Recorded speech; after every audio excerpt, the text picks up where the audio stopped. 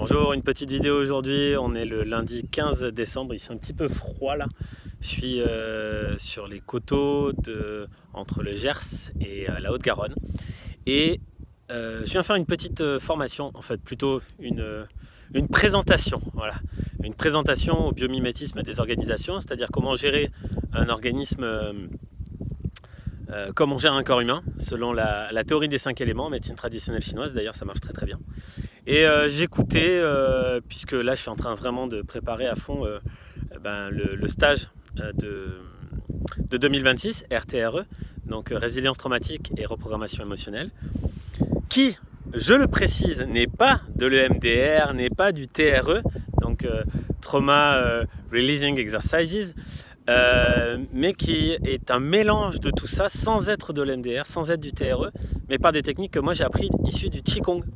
Voilà, donc pour tous ceux qui me demandent, non, je ne suis pas praticien officiel EMDR parce que je ne fais pas de l'EMDR, je ne suis pas praticien TRE parce que je ne fais pas du TRE. Voilà, moi je fais du Qigong. Néanmoins, en fait, peu importe qu'on l'appelle TRE, EMDR, EFT, nous avons des techniques en nous, okay, que l'on peut désirer volontairement mettre en application. Voilà, quand on a froid et qu'on tremble, est-ce qu'on a besoin d'attendre d'avoir froid pour trembler volontairement?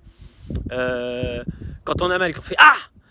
est-ce qu'on a besoin d'attendre d'avoir mal? Bref, moi je suis naturopathe et je fais dans la prévention. Voilà, c'est-à-dire mettre en place des choses que l'on met naturellement par phénomène d'adaptation dans des situations critiques ou tendues ou stressées. Et bien là, est-ce qu'on ne pourrait pas les mettre avant? Donc par exemple, ah oui, il y a une théorie, enfin quand j'étais en Chine, il y avait un médecin chinois qui disait, vous en Occident, c'est parce que la porte grince que vous mettez de l'huile, nous c'est parce qu'on met un peu d'huile tous les jours que la porte ne grincera jamais. Mais c'est ça en fait. Est-ce que, quand je fais ça, ça veut dire qu'il est 18h, que j'ai déjà mal à la tête? Est-ce que je ne peux pas faire des automassages du cerveau à 9h du matin, et à 10h, et à 11h? Et comme ça, en fait, à 18h, j'ai pas mal, ou j'ai beaucoup moins mal que si je ne l'avais pas fait.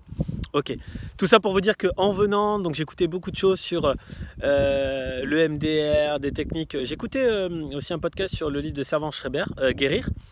Donc du coup je vais l'acheter et puis je vais le lire tout simplement.